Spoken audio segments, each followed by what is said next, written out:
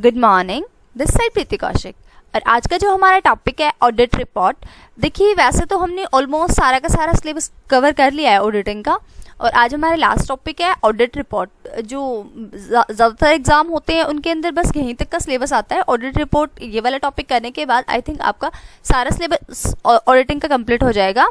तो चलिए शुरू करते हैं हम ऑडिट रिपोर्ट को। बहुत अच्छे से देखना है इस वीडियो को भी। अगर आप अब तक सारी वीडियो देख रहे हो और ये वीडियो भी देख लोगे तो आई थिंक मेरे को नहीं लगता कोई ऐसा एग्जाम होगा जिस एग्जाम में इससे ज़्यादा कोई भी ऑडिटिंग का क्वेश्चन पूछा जाएगा इस सिलेबस से ज़्यादा। तो जितना हमने कवर किया है वो मोर देन सफिशिएंट है। तो चलिए एक बार ऑडिट रिपोर्ट को कंप्लीट करते हैं। Audit report meaning and definition. Audit report क्या होती है, सबसे पहले हम मीनिंग देखेंगे इसका। देखो, बेसिकली अगर मैं आपको नॉर्मली बताऊं ऑडिट रिपोर्ट क्या होती है, हम हर बार जब भी हमने कोई भी टॉपिक कवर किया था तो हम साथ साथ कह रहे थे कि जो ऑडिटर होता है लास्ट में उसे एक ऑडिट रिपोर्ट प्रिपेयर करके देनी पड़ती है। यानी कि उसने जो जो भी चीज़ें को वेरीफाई किया है, जिन जिन चीज़ों का उसने जो कुछ भी उसने अपना काम ऑडिट वर्क कंप्लीट किया है, उन सारी चीज़ों की उसे एक ऑडिट रिपोर्ट प्रिपेयर करके देनी पड़ती है, ताकि शेयर होल्डर्स को ये पता चल जाए कि हमारी जो फर्म है, हमारी जो कंपनी है, उसके अंदर क्या कुछ चल रहा है, कितना प्रॉफिट्स हो रहे हैं, क्या उनका रूटीन है, क्या कुछ है। यानी कि अगर एम्प्लॉयज़ वगैरह फ्रॉड करने के चांसेस हो रहे हैं तो उस केस में भी जो ऑडिटर है वो शेयर होल्डर्स को बता देता है, कुछ क्लू दे देता है और अपनी रिपोर्ट के अंदर कुछ बातों को मेंशन करता है। तो हमने बार बार ऑडिट रिपोर्ट के बारे में, वैसे तो हर एक कंसेप्ट के बीच में ऑडिट रिपोर्ट आ जाता था, तो हम वहाँ पे कहते थे कि ऑडिटर को अपनी ऑडिट रिपोर्ट में ये मेंशन करना चाहिए, ये मेंशन करना चाहिए। अब जो हम कह रहे हैं कि ऑडिट रिपोर्ट की स्टार्टिंग में मीनिंग से क्लियर कर रहे हैं। The auditor is appointed to verify the accounts of an organisation. Starting में ऑडिटर को अपॉइंट इसलिए किया जाता है ताकि अकाउंट्स जो है ऑर्गेनाइजेशन को उनको वेरीफाई किया जा सके। After verifying the accounts of auditor, जैसे ही ऑडिटर ने अकाउंट्स को वेरीफाई कर लिया, gives a brief description of the work done by him, तो ऑडिटर को एक ब्रीफ डिस्क्रिप्शन देना पड़ता है जो उसने काम किया उसका, which is sine by him, और साथ साथ ऑडिटर जो होगा वो उसके ऊपर साइन भी करेगा। This description is known as the audit report, और इसी डिस्क्रिप्शन को ऑडिट रिपोर्ट कहा जाता है। According to Section 143 of the Companies Act 2013, after the completion of an audit, the auditor has to issue a report relating to the accounts, profit and loss account, balance sheet and relevant documents, which is presented by the company in the general meeting. तो जो Section 143 है company act का, याद रखना ये important section है। इसके अंदर जैसे ही ऑडिट का काम कंप्लीट हो जाएगा, ऑडिटर को रिपोर्ट देनी पड़ती है, और जो अकाउंट्स होते हैं वो जैसे प्रॉफिट एंड लॉस अकाउंट है, बैलेंस शीट है और कोई रेलेवेंट डॉक्यूमेंट्स, उनके ऊपर ही वो अपनी रिपोर्ट को इश्यू करता है जो कंपनी ने प्रेजेंट किए हैं जनरल मीटिंग के अंदर। Therefore, after the completion of the audit, the auditor presents a report in which he states his observation as a result of the verification and his conclusion on the same. तो जैसे ही audit का काम complete हो जाता है, auditor एक report को present करता है, अपने ऑब्जर्वेशन और उसने जो वेरीफाई किया उनका रिजल्ट को अपने कंक्लूजन देता है उसी सेम चीज़ पर, क्या उसने वेरीफाई किया, क्या उसने ऑब्जर्व किया, उनके ऊपर अपना कंक्लूजन देता है। This report is known as audit report, और इसी रिपोर्ट को हम ऑडिट रिपोर्ट कहते हैं। And this way the audit report of each audit प्रोडक्ट ऑफ ईच ऑडिट। तो ये कहा जा सकता है कि जो ऑडिट रिपोर्ट होती है ये हर एक ऑडिट का एंड प्रोडक्ट होता है। अंत में जो रिजल्ट निकलता है वो ऑडिट रिपोर्ट होती है। It is the medium through which the auditor expresses his views on the yearly accounts and other details. और यही एक मीडियम होता है जिसके थ्रू ऑडिटर अपने व्यूज को एक्सप्रेस करता है ईयरली अकाउंट से रिलेटेड और कोई अदर डिटेल्स देनी है उससे रिलेटेड। तो क्लियर हुआ ऑडिट रिपोर्ट होता क्या है। एक ब्रीफ डिस्क्रिप्शन होती है, जो भी ऑडिटर ने वेरीफाई किया है, जो भी अब तक काम किया उसका ब्रीफ डिस्क्रिप्शन ऑडिट रिपोर्ट होती है। Joseph Lancaster has defined audit report as follows. अब इसकी डेफिनेशन आ गई। Report is a statement of collected considered facts so drawn up as to give clear and concise information to persons who are not already in possession of the full facts of the subject matter of the report. कहते हैं report एक ऐसी statement है जो क्या करती है, facts को कंसिडर करते हुए जो भी उसको लगता है, जिन भी चीज़ों को यानी कि क्लियर एंड कंसाइज इन्फॉर्मेशन पहुंचाती है पर्सन्स की जो कि इस पोजीशन में नहीं है कि उन्हें सारे यानी कि हर एक फैक्ट्स के बारे में पता हो, तो उनसे रिलेटेड रिपोर्ट जो प्रिपेयर की जाती है ताकि जो शेयर होल्डर्स हैं उनको भी पता चल सके कि क्या कुछ चल रहा है। From the above definition of the following characteristics audit report is observe. जो अभी हमने ऊपर डेफिनेशन पढ़ी उसके थ्रू हम कह सकते हैं कि ये कैरेक्टरिस्टिक्स ऑडिट रिपोर्ट के अंदर ऑब्जर्व की गई है। फर्स्ट वन होती है report is a summary of the verification conducted by the auditor. Auditor ने जो वेरिफिकेशन कंडक्ट किया उसकी समरी रिपोर्ट होती है। क्लियर, समरी होती है। सेकेंड है report also give detail of all the conclusion which the auditor concludes after the verification activities. Second में कहता है कि जो रिपोर्ट होते हैं ना वो डिटेल्स देती है, जितना भी ऑडिटर ने कंक्लूड निकाला कि ये कंक्लूजन है ऑडिटर का, उसके बारे में जो डिटेल देती है वो देती है हमारी रिपोर्ट। यानी कि ऑडिटर ने जो भी वेरिफिकेशन एक्टिविटीज की, ठीक है, और उसके बारे में जब वो अपने कंक्लूजन पे पहुंचा तो जो उसका कंक्लूजन जो वो कहना चाह रहा उसके बारे में डिटेल्स देती है हमारी रिपोर्ट। थर्ड में कहता है if required the auditor also gives his views along with the issue in the report.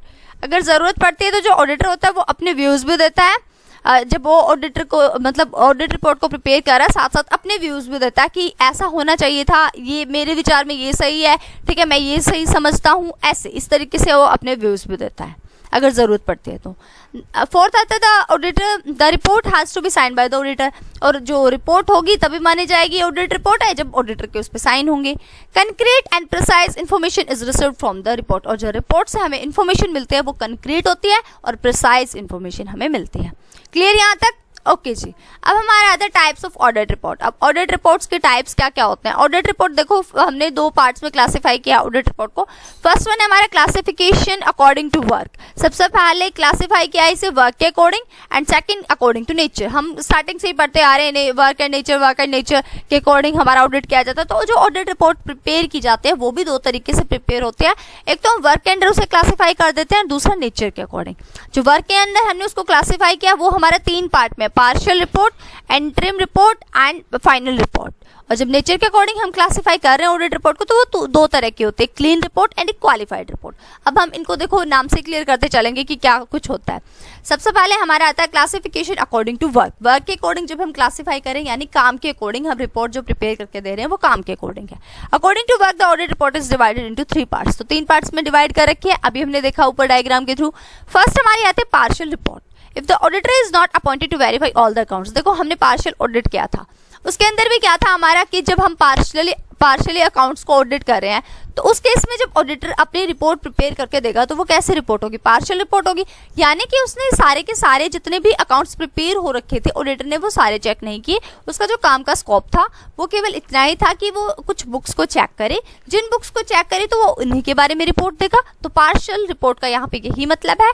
अगर ऑडिटर अपॉइंट किया गया है ऐसे उन अकाउंट्स को वेरीफाई करने के लिए but only some books of accounts and the auditor issue a report then it is known as partial reports. यानी कि जो ऑडिटर जब अपॉइंट किया गया वो सारे के सारे अकाउंट्स को वेरीफाई करने के लिए नहीं अपॉइंट किया गया, कुछ अकाउंट्स को ऑडिट करने के लिए, कुछ अकाउंट्स को वेरीफाई करने के लिए उसे अपॉइंट किया गया है। तो जो ऑडिटर अपनी रिपोर्ट को इशू करेगा उसके अंदर जो भी वो रिपोर्ट देगा तो उसी रिपोर्ट को क्या बोलेंगे? Partial report. Okay. While writing this report, the auditor should keep in mind that a person reading the report should not take it as a full report. जब भी मतलब ऑडिटर को ध्यान में रखना चाहिए जब वो अपनी रिपोर्ट बनाए कि जो पर्सन इसको रीड करे वो इसको ऐसे ना समझे कि ये पूरी की पूरी रिपोर्ट है। Therefore, in such kind of a report, the auditor should make it clear that he was been appointed for a partial verification and the report is a partial report. कहता है जो ऑडिटर है ना वो इस बात को क्लैरिफाई कर दे कि जो ये रिपोर्ट है मैं आपको दे रहा हूँ ये पार्शियल ऑडिटर यानी कि पार्शियल अकाउंट्स को चेक करके ही दी गई है और मैं जो अपॉइंट किया गया था वो मैं पार्शियल वेरिफिकेशन के लिए अपॉइंट किया गया था, ताकि जो पढ़ने वाला बंदा है वो ये ना सोच बैठे कि बस यही 2-3 पेज है रिपोर्ट के तो इसका मतलब बस इतना ही मतलब कि सोच के ये ना सोच ले कि ओ बेटे मैंने पूरी की पूरी ऑडिट रिपोर्ट पढ़ ली जैसे शेयर होल्डर्स। तो कहता है इसलिए उनकी मिसअंडरस्टैंडिंग से बचने के लिए ऑडिटर को पहले से ही बात क्लियरली मेंशन कर देनी चाहिए कि मैं पार्शियल अकाउंट्स को वेरीफाई करने के लिए ही अपॉइंट किया गया था और मैंने कर दिया, ठीक है, यानी पार्शियल वेरिफिकेशन के लिए अपॉइंट किया गया था और जो रिपोर्ट मैं इशू कर रहा हूँ ये पार्शियल रिपोर्ट है। If the auditor does not specify the fact that it is a partial report he will be guilty for negligence. अगर वो ऐसा नहीं करता तो किस चीज़ का गिल्टी माना जाएगा? नेग्लिजेंस का गिल्टी। और ये हम सारी लाइबिलिटी पढ़ चुके हैं कि नेग्लिजेंस से रिलेटेड क्या है, मिसअफेंस से रिलेटेड क्या है, ठीक है। तो आपको यहाँ पे क्या समझ आया? पार्शियल रिपोर्ट क्या होती है? अगर हम पार्शियल अकाउंट्स को ऑडिट कर रहे हैं यानी कि 25 बुक सेल्स बुक 2 ही बुक को ऑडिट कर रहे हैं, ऑडिट का स्कोप ही इतना है तो इट मींस जो वो रिपोर्ट प्रिपेयर करके देगा उन दोनों बुक से रिलेटेड वो पार्शियल रिपोर्ट होगी क्योंकि उससे सारे के सारे अकाउंट्स को यहाँ पे ऑडिट नहीं किया। क्लियर? ओके जी, सेकंड आते हैं हमारे इंटरिम रिपोर्ट। इंटरिम का मतलब क्या होता है? अब हमने इंटरिम ऑडिट भी किया था। इंटरिम का मतलब होता है बीच का, यानी कि जब ईयर के बीच में 4 महीने बाद, 5 महीने, 6 महीने के बाद जब कोई रिपोर्ट ऑडिटर देता है तो उसको इंटरिम रिपोर्ट कहते हैं। When an auditor issue a report in the middle of the year, साल के बीच में, on certain special issue, then such a report is known as interim report. यानी कुछ स्पेशल इश्यूज, स्पेशल कुछ प्रॉब्लम आ रही है उससे रिलेटेड, या बीच में एकदम से जो शेयर होल्डर्स हैं वो डिमांड कर लेते हैं कि अब तक जितना भी ऑडिट का काम हो गया है ना, उसके बिहाफ पे प्लीज एक बार रिपोर्ट प्रिपेयर करके दे दो।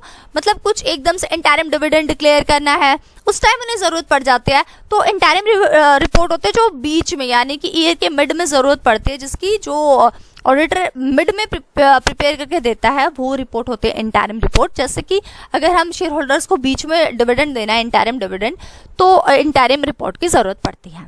और भी बहुत सारे केसेस हो सकते हैं, तो स्पेशल केस में इसकी जरूरत पड़ती है। Normally such a report is presented declaring interim dividend और when the central government issue an order, या तो सेंट्रल गवर्नमेंट इशू करे ऑर्डर तब इंटरिम रिपोर्ट दी जाती है, या फिर नॉर्मली जब हम इंटरिम डिविडेंड को प्रेजेंट करते हैं उस टाइम इंटरिम रिपोर्ट दी जाती है। क्लियर? ओके जी। थर्ड आती है हमारी final report. When the auditor issue a report after the completion of the audit for the entire business year, then such a report is known as final report. नाम से clear? Final report मतलब last में दी जाने वाली report, यानी कि जब auditor ने अपना सारा काम कंप्लीट कर लिया, पूरा ऑडिट वर्क कंप्लीट कर लिया, उसके बाद ऑडिटर कोई रिपोर्ट इशू कर रहा है साल के एंड में, तो उस रिपोर्ट को हम फाइनल रिपोर्ट बोलेंगे। Normally N auditor issue such a report only. This report plays an important part in the life of a company. Therefore, special care should be exercised in framing this report. जैसे normally जो होती है ना, final report ही prepare करके दी जाती है auditor के through. बाकी की जो हमने रिपोर्ट पढ़ी है वो भी इंपॉर्टेंट है, इंटरिम भी एंड पार्शियल भी, लेकिन नॉर्मली जो फाइनल रिपोर्ट है ये दी जाती है ऑडिटर के थ्रू, और ये बहुत ज़्यादा इंपॉर्टेंट रोल प्ले करती है कंपनी की लाइफ में। और जब भी ऑडिटर इसको फ्रेम करे तो ध्यान में रखना चाहिए ऑडिटर की वो क्या कुछ लिखने वाला है इस रिपोर्ट के अंदर। ओके जी, अब हमने जैसे टाइप्स ऑफ ऑडिट रिपोर्ट में 2 टाइप किए थे। फर्स्ट था, मतलब कि 2 तरीके से हमने क्लासिफाई किया था, पहले अकॉर्डिंग टू वर्क एंड अब अकॉर्डिंग टू नेचर है। According to nature the audit report is divided into 2 parts. अब अगर वर्क नेचर की बात करें तो ऑडिट रिपोर्ट को 2 पार्ट्स में बांटा जाएगा। अब हमने 3 पार्ट्स में, यानी वर्क के केस में 3 पार्ट था। काम कैसे किया जा सकता है? पार्शियली, इंटरिम में भी रिपोर्ट देनी पड़ सकती है, और final, partially, interim and final, 3। And अब जो हम बात करें classification according to nature, nature के अकॉर्डिंग से बात हो रही है, तो 2 टाइप, क्या कौन कौन से?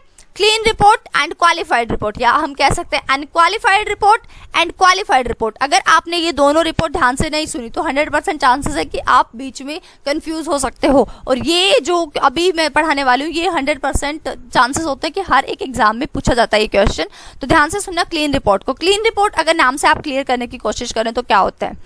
क्लीन रिपोर्ट का मतलब होता है कि ऐसी रिपोर्ट जिसके अंदर कोई मिस्टेक्स नहीं है, यानी कि देखो, if the auditor after verifying the books of accounts comes to the conclusion that the books of accounts have been appropriately maintained, there are no mistakes. अगर ऑडिटर जब उसने अपने सारे बुक्स ऑफ अकाउंट्स को चेकअप कर लिया तो और कंक्लूजन पे पहुंचा, किस कंक्लूजन पे पहुंचा कि अब बुक्स ऑफ अकाउंट्स बिल्कुल अच्छे तरीके से मेंटेन किए गए हैं, इनके अंदर कोई मिस्टेक्स नहीं है, कोई इनएडिक्वेसी नहीं है, कोई फ्रॉड नहीं है, profit and loss as shown by the profit and loss account, profit and loss उतना ही है जितना profit and loss account show कर रहा है, final position as per the balance sheet are correct, final position भी करेक्ट है, which means that the auditor has no complaint or suspicious, यानी कि ऑडिटर के पास कोई कंप्लेन और कोई suspicious नहीं है। then in such a situation, ऐसे सिचुएशन में जो रिपोर्ट इशू करेगा ऑडिटर, उस रिपोर्ट को कहा जाएगा क्लीन रिपोर्ट।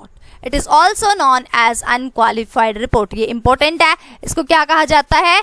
अनक्वालिफाइड रिपोर्ट भी क्लीन रिपोर्ट को ही कहा जाता है। आपको कंफ्यूज बिल्कुल भी नहीं होना, 2 ही टाइप की आपको रिपोर्ट याद रखनी है, अनक्वालिफाइड और क्वालिफाइड। अनक्वालिफाइड का दूसरा नाम क्लीन है, अनक्वालिफाइड मतलब क्लीन रिपोर्ट। मैं फिर बोल रही हूँ, या तो आपको क्लीन रिपोर्ट याद रखनी है, क्लीन रिपोर्ट याद रखोगे तो अच्छा रहेगा। 2 टाइप की रिपोर्ट होती हैं, एक क्वालिफाइड और एक क्लीन रिपोर्ट। क्लीन रिपोर्ट आपसे कोई नहीं पूछेगा एग्जाम में, क्योंकि आपको पता है क्लीन नाम याद आता है, आप समझ जाओगे सब कुछ साफ है, कोई इनएक्यूरेसी नहीं, कोई फ्रॉड नहीं, सब कुछ यानी कि ऑडिटर को कोई डाउट नहीं।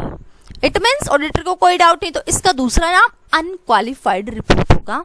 Every businessman try to maintain, अपने अकाउंट्स को इस तरीके से मेंटेन करने की कोशिश करता है, हर एक businessman that a clean report can be obtain from the auditor, कि जो ऑडिटर रिपोर्ट देके जाए वो क्लीन रिपोर्ट हो, वो अनक्वालिफाइड रिपोर्ट हो. The goodwill of the organisation increases with such a report. ये थोड़ा ना आप कंफ्यूज हो सकते हैं इसमें कि अनक्वालिफाइड कैसे हो गई है, तो आपको याद रखना है क्लीन रिपोर्ट का दूसरा नाम ही अनक्वालिफाइड रिपोर्ट होता है, और अनक्वालिफाइड रिपोर्ट केवल तभी दी जाती है जब कोई भी फ्रॉड ना हो, कोई भी इनएक्यूरेसीज ना हो, कोई भी मिस्टेक ना मिले. ऑडिटर जब सेटिस्फाई हो जाए तो वो अनक्वालिफाइड रिपोर्ट देता है, यानी उसके अंदर कोई क्वालिफिकेशंस की जरूरत नहीं है. यानी कि आपको क्या याद रखना है कि क्लीन रिपोर्ट का दूसरा नाम अनक्वालिफाइड रिपोर्ट है. और आपको बिल्कुल भी कंफ्यूज नहीं होना कि अब आप कहीं क्वालिफाइड में ये बातें ना लिख दो, इसलिए मैं दोहराऊंगी भी नहीं बातों को, जो सही है वही बोलूंगी कि क्वालिफाइड रिपोर्ट केवल तब दी जाती है जब ऑडिट के टाइम ऑडिटर को कुछ डिस्क्रिपेंसीज, इरेगुलरिटीज एंड फ्रॉड या फिर अदर डेफिशिएंसी अकाउंट्स में होने के चांसेस लगते हैं. जब ऑडिटर फुली सेटिस्फाइड नहीं हो पाता कि प्रॉफिट एंड लॉस अकाउंट की एक्यूरेसी के साथ, बैलेंस शीट ऑर्गेनाइजेशन की क्या है उसके साथ, then he should write in the report और the various parties which makes the account of the organisation inaccurate. तो उस केस में जो ऑडिटर रिपोर्ट को इश्यू करता है वो रिपोर्ट हमारी कौन सी होती है, वो रिपोर्ट होती है क्वालिफाइड रिपोर्ट. तो आपको याद रखनी है ये बात, क्वालिफाइड रिपोर्ट ऑडिटर तभी देगा जब वो सेटिस्फाई नहीं होगा. ऑडिटर सेटिस्फाई नहीं, इट मींस वो कौन सी रिपोर्ट देगा, क्वालिफाइड. और जब सेटिस्फाई है तो वो अनक्वालिफाइड रिपोर्ट देगा, क्लीन रिपोर्ट देगा. आई थिंक इतनी बार बोलने के बाद आपको याद रह जाएगा. यानी आप एग्जाम में ये बात भी सोच सकते हो कि उल्टा होगा. अगर आप सोच रहे हो क्वालिफाइड अच्छी होती है तो आपको बिल्कुल ये याद रखना है क्वालिफाइड बदतमीज बेकार होती है. अगर हमारे ऑडिटर सेटिस्फाइड नहीं होगा तब देगा वो क्वालिफाइड टाइप रिपोर्ट. ठीक है, यानी कि क्वालिफाइड रिपोर्ट का नेगेटिव याद रखना कि क्वालिफाइड रिपोर्ट ऑडिटर केवल तभी देगा जब बुक के अंदर इरेगुलरिटीज, मिस्टेक्स भरी पड़ी है, ऑडिटर सेटिस्फाई बिल्कुल नहीं है. अगर सेटिस्फाई हो जाता तो वो अनक्वालिफाइड और क्लीन रिपोर्ट देता. क्लियर? ओके, एक बार इसका फॉर्मेट देख लेते हैं. देखो इस तरीके से दी जाती है. जो क्लियर और अनक्वालिफाइड रिपोर्ट का फॉर्मेट होता है कि 2 टाइप के होते हैं वैसे, मतलब ये वाली रिपोर्ट भी एक बार तो विदाउट ब्रांचेस देता है और एक बार विद ब्रांचेस के साथ देता है. तो ये 2 फॉर्मेट होते हैं, ये विद ब्रांचेस का है और ये विदाउट ब्रांचेस. यानी कि जब कंपनी की कोई ब्रांचेस नहीं है उस केस में जो क्लियर और अनक्वालिफाइड रिपोर्ट रहती है ये ऐसे रहती है कि बहादुरगढ़ अप्रैल 10, ठीक है, उसके बाद दे दिया the members Pratibha wool company limited, Bahadurgarh Jhajjar, gentlemen, we have audited the attached balance sheet of the Pratibha Woodwool Company Limited as of 31st March 2013 and also the annexed profit and loss account of the company for the year ended on the report that we we have obtained all the information and explanation which to the best. अब देखो आपको ऊपर unqualified and clean report दे रखा है, it means वो सारी बातें positive लिखेगा ऑडिटर, सब में ये कहेगा कि बहुत अच्छी. देखो हमने ये पाया कि जितने भी information and explanation which are to the best of our knowledge believe that the belief were necessary for the purpose of our audit. जितनी भी जरूरत थी हमें एक्सप्लेनेशन इन्फॉर्मेशन की वो सारी की सारी ऑर्गेनाइजेशन वालों ने हमें दी. In our opinion proper books of accounts are required by law have been kept by the company as far as its appears from the examination of books. जितना हमने बुक्स को एग्जामाइन किया है हमें पूरा पता चला कि जो भी यानी कि जो हमारा यानी कंपनी को जिन भी चीज़ की रिक्वायरमेंट थी लॉ के थ्रू वो सारे के सारे बुक्स ऑफ अकाउंट्स उन्होंने प्रिपेयर कर रखे हैं. थर्ड में बताएगा बैलेंस शीट और profit and loss account dealt with by the report and are in agreement with the books of account. सारे सब कुछ ठीक किया उन्होंने. In our opinion financial statement comply with the accounting standard के फॉलो करते हुए फाइनेंशियल स्टेटमेंट प्रिपेयर की गई है. We report that none of the director is disqualified. हम ये बात कह रहे हैं कि कोई भी डायरेक्टर जो डिस्क्वालिफाइड नहीं है 31 मार्च 2013 तक from being appointed as director. In our opinion and of the best of our information and according to the explanation given to us, the accounts gives the information required by the company's Act 2013 in the manner so required and gives a true and fair view. अगला फिर इसका part बता रखा है. In the case of balance sheet of the state of affair of the company as 31 March 2013, in the case of profit and loss account of the profit for the year ended on that date. ठीक है, particular date बता दी. तो कहता है ये हमने बता दिया जो स्पेसिमेन था कि किस तरीके से फॉर्मेट होता है एक अनक्वालिफाइड रिपोर्ट का एंड एक क्लियर रिपोर्ट का. क्लियर यहाँ तक, यहाँ मतलब कि ये सारी बातें इनकी अच्छाई बता रहा है कि सब कुछ हमने जो मांगा वही उन्होंने दिया, सब कुछ true and fair view provide कर रखा था. तो इस तरीके से प्रिपेयर की जाती है हमारी अनक्वालिफाइड रिपोर्ट. ऑडिटर जब देता है ये भी अनक्वालिफाइड और क्लीन रिपोर्ट का ही स्पेसिमेन है. इसके टाइम है कि विद ब्रांचेस, जब उन्होंने ब्रांचेस तक को भी चेक कर लिया है. इस केस में यही बता रखा है Bahadurgarh April 10 2014 the members Pratibha Woodwool Company Limited, Bahadurgarh Jhajjar Gentlemen, we have audited the attached balance sheet of Pratibha Woodwell Limited, Company Limited as of 31st March 2013 and annexed profit and loss account for the year ended on the date of report. ठीक है, ये मतलब ये बता रखा कि इस date को हमारी जो बैलेंस शीट उसके बारे में, profit and loss account year ended इस डेट पर्टिकुलर डेट को ये हम रिपोर्ट आपको दे रहे हैं. रिपोर्ट में हम कह रहे हैं we have obtained all the information and explanation which how to the best of our knowledge and believe were necessary for the purpose of our audit. यानी कि बेस्ट एक्सप्लेनेशन, यानी जो भी हमने उनसे मांगा वो इन्फॉर्मेशन उन्होंने टाइमली दी, एक्सप्लेनेशन अच्छे तरीके से दी. हमारे नॉलेज में जो भी आई चीज़ें वो सारी बेस्ट थी. हमारे ओपिनियन के अंदर proper books of accounts are as required by the law which have kept by the company so as for it appears from the examination of books and proper returns adequate for the purpose of our audit have been received from branches not inspected by us. ठीक है, ये वाला point भी clear कर रखा कि ऐसा कोई इन्होंने वो नहीं छोड़ा जो कि लॉ ने कह रखी थी कि वो बुक्स बनानी है, वो इन्होंने पूरी प्रिपेयर की और जितना भी हमने रिसीव हुआ, जो ब्रांचेस हमने इंस्पेक्ट नहीं की उनके भी हमें प्रॉपर तरीके से पूरी इन्फॉर्मेशन मिल गई, प्रॉपर रिटर्न्स एडिक्वेट जो हमारा पर्पस था ऑडिट का वो कंप्लीट किया है. थर्ड में कहता है जो अकाउंट्स ब्रांचेस के have been audited by the respective auditors, जो अलग अलग ऑडिटर्स अलग अलग ब्रांचेस के अपॉइंट किए गए थे उन्होंने ऑडिट किया है. The report of the auditor accounts have been received by us, जो रिपोर्ट्स है दूसरी ब्रांचेस की हमें रिसीव हो गई थी audit report. They have been dealt with by us in the manner were considered necessary while preparing the report. तो वो भी हमसे जुड़े रहे जब भी हमें ज़रूरत पड़ी कि रिपोर्ट को प्रिपेयर करते टाइम उनकी अगर हमें ज़रूरत थी तो उन्होंने भी हमारा साथ दिया. हमारे ओपिनियन में जो फाइनेंशियल स्टेटमेंट थी वो अकाउंटिंग स्टैंडर्ड के अकॉर्डिंग बनाई गई. We report that none of the director, कोई डायरेक्टर डिस्क्वालीफाइड नहीं 31 मार्च 2013 तक.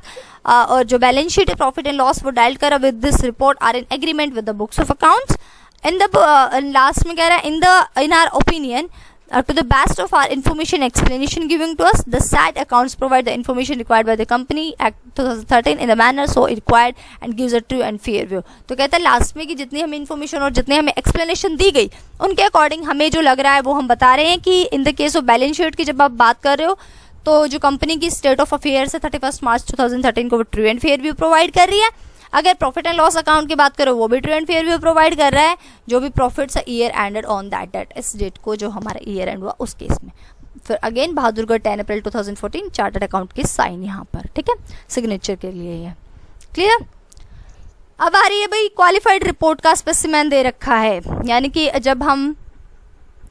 जब ऑडिटर ये कहना चाह रहा है कि कुछ ना कुछ कमियां हैं यहाँ पे तो कहता है स्टार्टिंग में बहादुरगढ़ 10 अप्रैल ये डाल दिया हमारे डेट. फिर उसके बाद members Pratibha Woodwool company limited Bahadurgarh Jhajjar gentleman we have audited the attached balance sheet of Pratibha Woodwool company limited as at 31st March 2013 and also the annexed profit and loss account of the company for the year ended on this date and we report that. हमने क्या report दी है? First one we have obtained all the information and explanation which of the best of our knowledge and belief were necessary for the purpose of our audit. जो जिन information and Jin explanation की हमें ज़रूरत थी वो हमने अपने audit के purpose के लिए उनसे ली.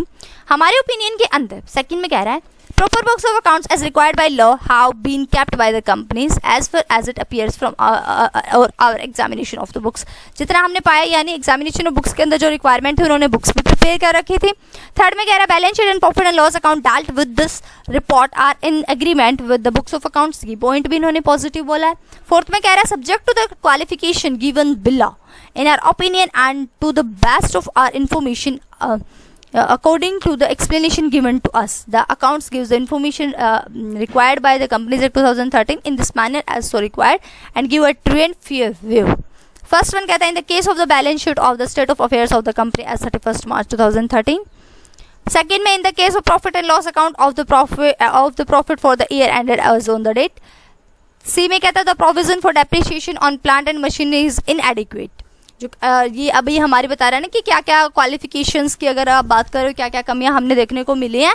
तो कह रहा है वैल्यूएशन जो स्टॉक का था पहले प्रोविजन जो था डेप्रिसिएशन प्लांट एंड मशीनरी का वो इनएडिक्वेट था.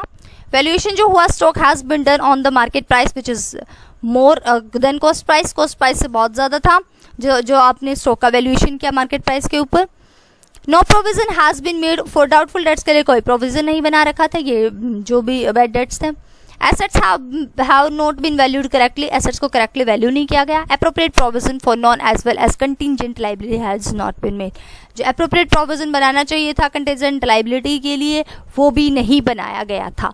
तो कहता है क्वालिफाइड रिपोर्ट में जाहिर सी बात है वो कुछ कमियां निकालने की कोशिश करेंगे और ये बताने की कोशिश करेंगे कि ये कंपनी ने ये काम नहीं किया था, तो इस तरीके से वो हमारी क्या देंगे, वो हमारी देंगे क्वालिफिकेशंस, यानी कि क्वालिफिकेशंस देंगे।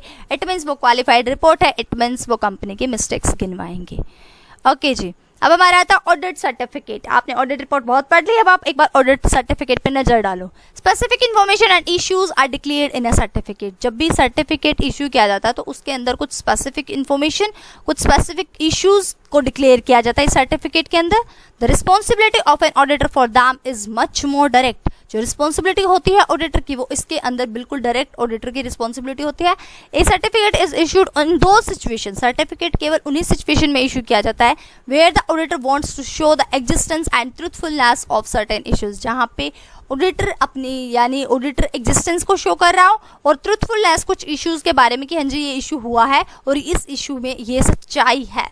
सर्टिफिकेट एग्जाम्पल दे रखा, certificate is the evidence of absolute truth of an issue. जो एक सर्टिफिकेट होता है वो एक बिल्कुल सच है, ये बात इस बात का प्रूफ होता है। अगर ऑडिटर ने सर्टिफिकेट दे दिया ऑडिट सर्टिफिकेट तो ये बात मानी जाएगी कि जिस चीज़ का भी वो सर्टिफिकेट है वो बिल्कुल एब्सोल्यूट ट्रुथ है।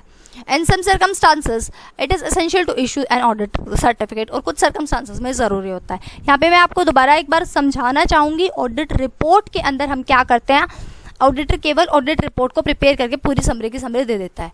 ऑडिट सर्टिफिकेट की जब भी बात आएगी तो ऑडिट सर्टिफिकेट केवल उन्हीं चीज़ों का दिया जाता है जहां पे ऑडिटर बिल्कुल अच्छे तरीके से श्योर होता है।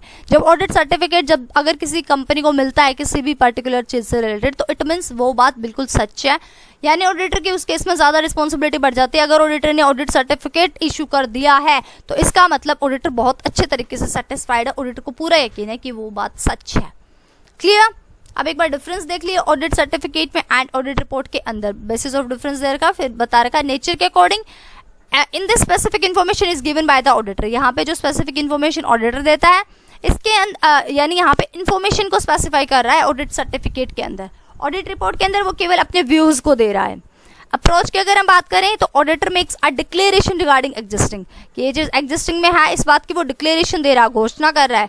यहाँ पे ऑडिटर प्रेजेंट कर रहा है अपने क्रिटिकल व्यू पॉइंट्स को। थर्ड में कह रहा है लाइबिलिटी जो है ऑडिटर की वो ज़्यादा है, और अगर हम ऑडिट रिपोर्ट की बात करें तो इस केस में उसकी कंपैरेटिवली लेस है, क्योंकि वो बोलेगा जितनी इन्फॉर्मेशन जितने एक्सप्लेनेशन मुझे मिली है उसके अकॉर्डिंग ये ऑडिट रिपोर्ट है। लेकिन ऑडिट सर्टिफिकेट जब उसने इशू कर दिया तो फिर उसकी कुछ नहीं सुनी जाएगी, वो हर चीज़ के लिए लायबल होगा। फोर्थ में कह रहा है it is required only for financial regarding prospectus के रिगार्डिंग इंपोर्ट लाइसेंस और लिक्विडेशन ऑफ कंपनी के टाइम ही ऑडिट सर्टिफिकेट की जरूरत होती है। Audit report is presented at the end of each audit. हर एक ऑडिट के बाद ऑडिट रिपोर्ट तो प्रिपेयर की जाती है। ऑडिट सर्टिफिकेट का एग्जाम्पल जो है मेन एग्जाम्पल सेक्शन 26 है एंड ऑडिट रिपोर्ट का सेक्शन 143 है। क्लियर? ओके जी। और फिर मैंने दे रखा ऑडिट सर्टिफिकेट का। The members Pratibha Woodwool company limited, Bahadurgarh Jhajjar, Bahadurgarh April 10, 2014। ये दे दिया। Gentleman, we certify as correct that part of our report so far as it relates to the shares allotted by the company, shares allotted जो किए गए हैं company से related, the cash received in respect of such shares and various receipts and payments of the company। तो जो cash है वो receive हो चुका है इन शेयर्स का, और जो भी रिसिप्ट्स आनी थी और पेमेंट्स करनी थी कंपनी की वो सब कुछ से रिगार्डिंग जो ऑडिट सर्टिफिकेट दिया जा रहा है, यानी शेयर्स जो अलॉट किए कंपनी ने उससे रिलेटेड यहाँ पे ऑडिट सर्टिफिकेट दिया है ऑडिटर ने।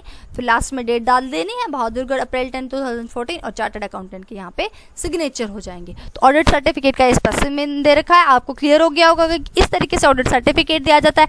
ऑडिट रिपोर्ट में आपने देखा था कि कितना बड़ा पूरा इतना बड़ा फॉर्मेट इतना लिखना पड़ता है कुछ, लेकिन ऑडिट सर्टिफिकेट के अंदर बस ये स्पेसिमेन छोटा सा होता है।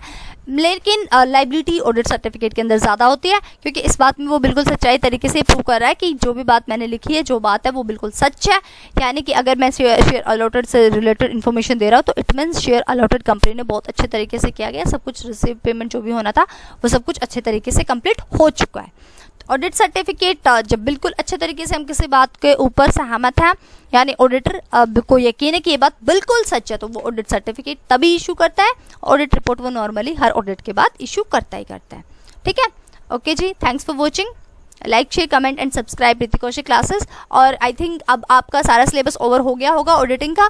उसके बावजूद भी अगर मैं कुछ और बुक्स को रेफर करने की कोशिश करूंगी, अगर मेरे को कुछ और ज़्यादा मटेरियल मिलता है ऑडिटिंग से रिलेटेड, तो जाहिर सी बात है मैं आपके साथ ज़रूर शेयर करूंगी।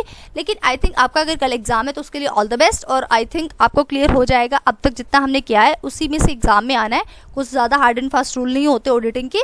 तो आई थिंक आपको सब कुछ क्लियर हो गया होगा अब तक, और बहुत अच्छे से आप सारे क्वेश्चंस निकाल सकते हो, मतलब ईजिली आप कंप्लीट कर पाओगे ऑडिटिंग को, और जो भी क्वेश्चंस आएंगे आप इजीली अटेम्प्ट कर सकते हो। All for the best, all the best, and bye bye, take care.